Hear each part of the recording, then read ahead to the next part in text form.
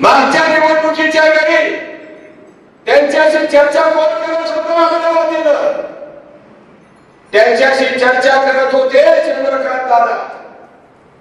चंद्रकांत दादा मला सांगत होते की आम्ही चर्चा करतोय, मार्ग काढण्याचा प्रयत्न करतोय, आम्ही त्याला समजावून सांगू आणि आम्ही अर्ज करून घेऊ.